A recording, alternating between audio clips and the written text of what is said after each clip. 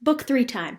So, book three centered around Midori Sao. She is I want to say our saddest story, our saddest character of all of the other characters, because what she did in her story, she all of the things that happened to her, she didn't really deserve. She actually wasn't in control of any of them.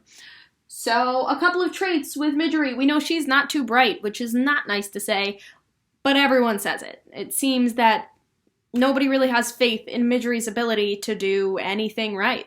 Um, she's deaf because of beatings. Remember, clout to the ear, beatings to the ear. If you were in my Google Meet, you'd know that word because we kind of discussed it. She gets beatings to the ear and also beatings to the nose, which make her sense of smell not so great. And also, she's deaf in both ears. She wants to be a princess. That's one of her dreams, is just to be a princess. That's all she wants. She's not really loved by anyone. Her parents didn't love her. Her uncle doesn't love her. Just nobody cares for Midori Sao. She's named after a pig. That's what her parents named her after. She was sold to a man that she calls uncle, and that's important because that man is not her uncle. It is not her uncle. It's just what she calls him. And there's probably a good reason for that, and we're going to go over it. But that is not her uncle. She slowly gets fat throughout the whole story because she starts working in that castle, and that's when she starts to get enough food to eat, and she has weird-looking ears. They're kind of all scrunched and swollen from the beatings. So, let's go into poor Midori's, or Midge's, if you want to shorten her name, her story. Mom and Dad. Mom dies and Dad sells her. You don't need to know much more than that, to be very honest. And both of them, before Mom dies, her last words, and Dad's kind of last words to her, are, nobody asked you what you wanted. Nobody asked. So she tells her mom, I want you to stay here, please don't die. And Mom says, nobody asked what you wanted. And then she dies. And then her dad sells her, and she says, please don't leave me. And he says, nobody asked what you wanted. And he leaves her. And then when she tells Uncle that she wants to be a princess, he says, who asked you what you wanted? Nobody. So all throughout Midge's life, all throughout this poor girl's life, nobody ever asks her what she wants. Nobody. And nobody cares. Even if she tells them, nobody cares. And that is incredibly important. That's important because it's going to become important in the next book. So I need you to understand that nobody cares about Midge. So in the next book, we're going to learn why she behaves the way she does. Uncle, who is this random man off the street that asks her, and her dad also asks this, to call him uncle. So some random guy buys her for a red tablecloth, a hen, and a couple of cigarettes. He buys her and exchanges her for those things with her father. That father turns out is the one who stole the cows and goes to jail. So we already met him, we just didn't know. And Uncle, this random man who she calls Uncle, buys her as a slave and then beats her over the ears and nose until she can't hear or smell. And she essentially just goes deaf and her ears get swollen and deformed. So she doesn't quite look right because of all these beatings. Now, why was it so important that he demands that she call him uncle? We will find out later on. Now, at 7 years old, she sees the princess, and here is where they mention light again. So that's 3 times, 3 different books. Light is the center of their kind of world. This princess who looks like she's shining like the sun, she's glittering, she's golden, she is light itself, prances across where Midge lives on Midge's 7th birthday. And remember, she didn't get any other presents aside from seeing the princess. So this is a big deal. And this is when Midge decides she wants to be a princess. It becomes her life dream. Now, this, a couple years later, years and years of beatings and not being a princess later, a soldier comes by and says, hey everyone, the queen is dead. And Uncle says, okay, whose problem is that? And they take away all of his kettles and his soup bowls because soup is illegal. And Uncle says something that he should not have said, or that we are happy that he said.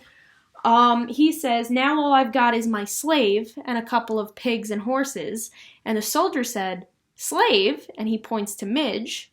Uncle points to Midge. And the soldier says, slaves are illegal. You can't have a slave. So this is why she calls him Uncle. She calls him Uncle because slaves are illegal. So it's illegal for him to have purchased her because humans cannot be sold. They're not property.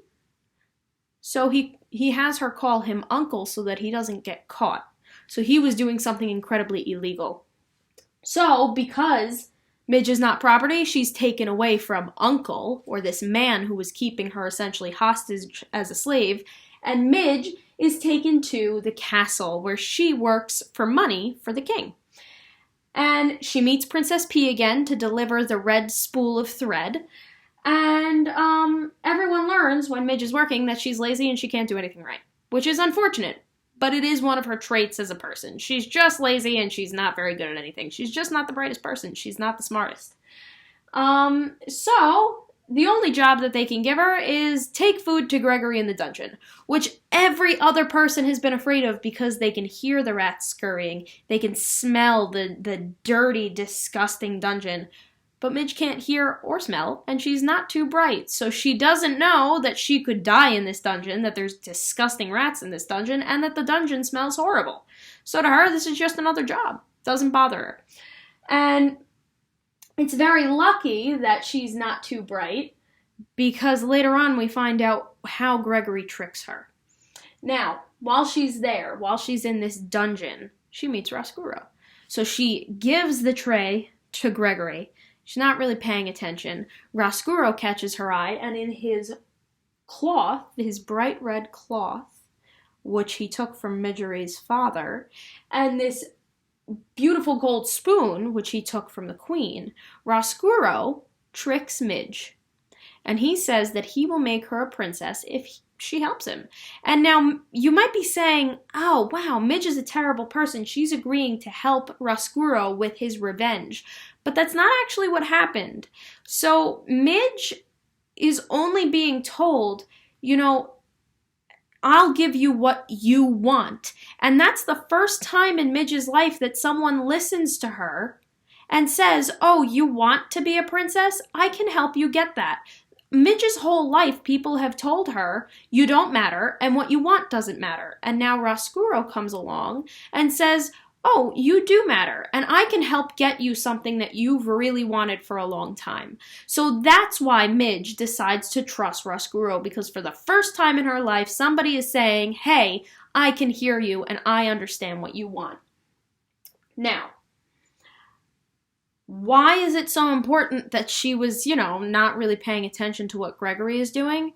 Because Gregory wipes his mouth with a napkin, puts the napkin very gently down on Midge's tray that she has to carry back up with his dirty fork and plate and all of his garbage.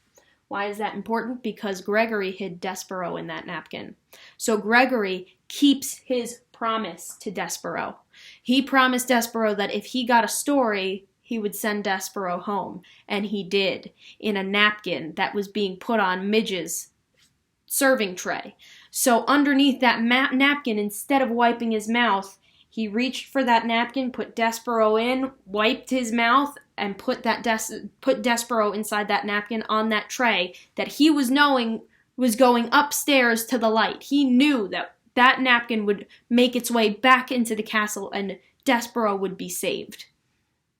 And he did all of this without Midgery and Roscuro realizing it. So Gregory is actually a lot smarter than everyone gives him credit for. And that is essentially the summary of Book 3. And that is the summary with all three of these videos. That would be the summary of the entire book thus far, and we have one more book to go. We have one more piece to go. So as long as you kind of read through this with me and watched all the videos, you will have a full understanding of exactly what went down in the entire story. Good job, guys. See you later.